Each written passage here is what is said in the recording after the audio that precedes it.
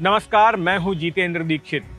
एक मामला जो बीते आधे साल तक खबरों में छाया रहा, वो था फिल्म एक्टर सुशांत सिंह राजपूत की मौत का मामला। बीते साल 14 जून की दोपहर खबर आई कि सुशांत सिंह राजपूत ने अपने बांद्रा स्थित फ्लैट में आत्महत्या कर ली है। लेकिन यह आत्महत्या का कोई सीधा सरल मामला नहीं था। इस वारदात के बाद जमकर हंगामा हुआ। ऐसा हंगामा जिसमें कि 5 अलग अलग जांच एजेंसियां कूद पड़ी, अदालत का दरवाजा खटखटाया गया और जमकर राजनीति भी हुई। लेकिन इन सब के बावजूद 1 साल बाद भी अब तक ये नहीं साफ हो पाया है कि सुशांत सिंह राजपूत की हत्या की गई या उन्होंने आत्महत्या की। जब सुशांत सिंह राजपूत ने अपने फ्लैट में आत्महत्या की तो मुंबई पुलिस ने इस मामले की जांच शुरू की, एक्सीडेंटल डेथ रिपोर्ट दायर करके। आमतौर पर पुलिस के सामने जब भी कोई खुदकुशी का मामला आता है तो सबसे पहले एक्सीडेंटल डेथ रिपोर्ट ही दर्ज की जाती है। इस मामले में भी यही किया गया। कहानी में ट्विस्ट तब आया जब कुछ लोगों ने आरोप लगाया कि सुशांत सिंह ने खुदकुशी इसलिए की क्योंकि वो फिल्म इंडस्ट्री में चल रहे नेपोटिज्म यानी कि भाई भतीजावाद से परेशान थे।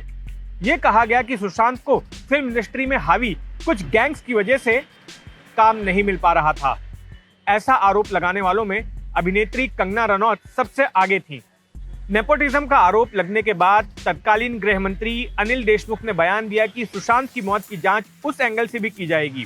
फिर क्या था, मुंबई पुलिस ने धड़ाधड़ फिल्म इंडस्ट्री के कई नामी गिरामी लोगों को बुलावा भेजकर पूछताछ के लिए बुलाया। उनके बयान दर्ज किए जाने लगे। हर रोज बांद्रा पुलिस थाने के सामने मीडिया की भीड़ लगती क्योंकि कोई ना कोई फिल्मी हस्ती को पुलिस के सवालों का जवाब देने के लिए हाजिर होना पड़ता।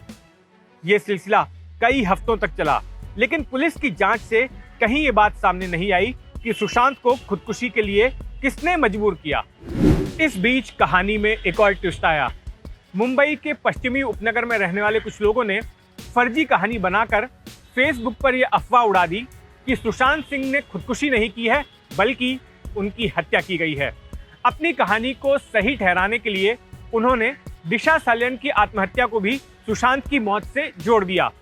दिशा सालियन सुशांत सिंह राजपूत की पहले मैनेजर रह चुकी थी और सुशांत की मौत से 6 दिनों पहले ही उन्होंने भी आत्महत्या की थी। तो इन लोगों ने दिशा सालियन की मौत को भी आत्महत्या नहीं बल्कि हत्या करार दिया। इस बीच कहानी में एक राजनीतिक एंगल भी फेसबुकियों की ओर से जोड़ दिया गया। ये कहा गया कि दिशा की हत्या में महाराष्ट्र सरकार के युवा मंत्री और उनके दोस्तों का हाथ है। क्योंकि ये बात सुशांत सिंह को पता चल गई, इसलिए उनकी भी हत्या कर दी गई और उसको खुदकुशी की शक्ल दी गई। बीजेपी ने तुरंत इस बात को लपट लिया। ठाकरे सरकार को घेरने के लिए उसे एक मजबूत मुद्दा मिल गया।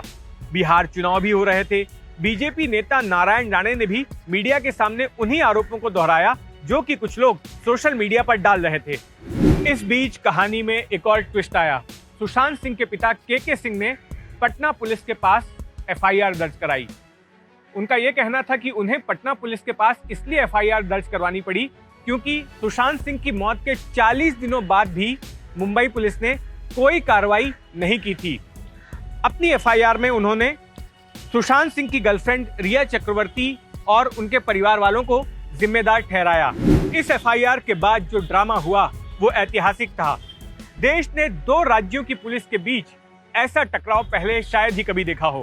पटना पुलिस की 4 सदस्यीय टीम मुंबई पहुंची, लेकिन मुंबई पुलिस ने उसके साथ कोई सहयोग नहीं किया।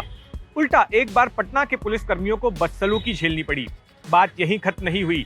निचले रैंक के पुलिस कर्मियों के मुंबई आने के चंद दिनों बाद ही पटना पुलिस के एसपी विनय तिवारी मुंबई पहुंचे। लेकिन मुंबई में कदम रखते ही उनके साथ जो हुआ उसने सबको आश्चर्यचकित कर दिया। तिवारी गोरेगांव के जिस गेस्ट हाउस में ठहरे हुए थे वहां रातों रात बीएमसी की एक टीम पहुंची और उसने उसी गेस्ट हाउस में तिवारी के हाथ पर मुहर लगाकर उन्हें क्वारंटाइन कर दिया। मतलब आए तो थे तिवारी जी जांच करने के लिए, लेकिन उन्हें एक कमरे में बंद कर दिया गया।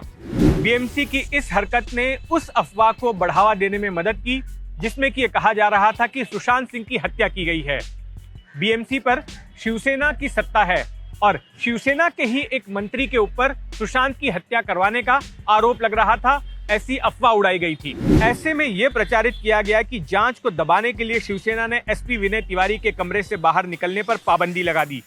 अपने एसपी के साथ हुए इस व्यवहार से बिहार के तत्कालीन डीजीपी गुप्तेश्वर पांडे काफी खफा हो गए। इसके बाद बिहार सरकार ने मामले की जांच सीबीआई को सौंप दी। अब मामला पहुंच गया सुप्रीम कोर्ट। महाराष्ट्र सरकार ने मामला सीबीआई को सौंपे जाने का विरोध किया और कहा कि बिहार सरकार को इस तरह से सीबीआई से जांच करवाने का कोई अधिकार नहीं है। तगड़ी जिरह के बाद अदालत ने अपना फैसला सुनाया। फैसला सीबीआई जांच के पक्ष में आया। अदालती आदेश के बाद सीबीआई हरकत में आई। एसपी नुपुर प्रसाद की अगुवाई में सीबीआई अफसरों की एक टीम मुंबई पहुंची। सांता क्रूज इलाके के डीआरडीओ में उसने अपना डेरा जमाया।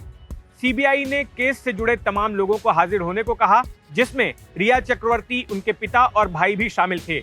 सुशांत सिंह राजपूत के मैनेजर, रूममेट, नौकर, दोस्त, अकाउंटेंट वगैरह से भी पूछताछ की गई। सीबीआई की टीम सुशांत के घर में भी गई और वारदात को रिक्रिएट किया गया। फॉरेंसिक टीम की भी मदद ली गई। जिन डॉक्टरों ने सुशांत का पोस्टमार्टम किया था, उनके बयान दर्ज किए गए। जिस वाटरस्टोन रिसोर्ट में सुशांत ठहरे थे, वहां जाकर भी सीबीआई की टीम ने तहकीकात की। क्योंकि कुछ लोगों ने सुशांत की मौत को दिशा सालियन की मौत से जोड़ने की कोशिश की थी, इसलिए सीबीआई ने उस मामले पर भी नजर डाली। इस बीच पिक्चर में आ गई एक और जांच एजेंसी, एनफोर्समेंट डायरेक्टरेट यानी कि ईडी।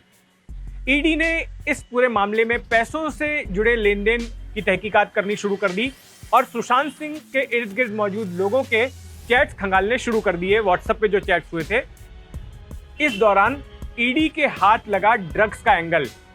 ईडी को यह पता चला कि सुशांत सिंह और उनके इर्द गिर्द के लोग ड्रग्स के सेवन से जुड़े हुए थे।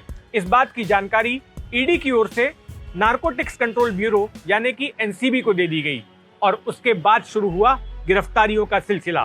एनसीबी ने जब अपनी जांच शुरू की तो कुल 30 से ज्यादा लोगों को गिरफ्तार कर लिया गया, जिन पर ड्रग्स के सेवन या ड्रग्स के कारोबार से जुड़े होने का आरोप लगा। गिरफ्तार होने वालों में सुशांत की गर्लफ्रेंड रिया चक्रवर्ती और रिया के भाई शौविक भी थे। रिया ने एनसीबी के सामने बयान दिया कि सुशांत सिंह राजपूत उनसे मिलने के पहले से ही नशे के आदी थे और उनके परिजन भी ड्रग्स का सेवन करते थे। तो इस तरह से कुल 5 जांच एजेंसियां इस पूरे मामले से जुड़ गईं।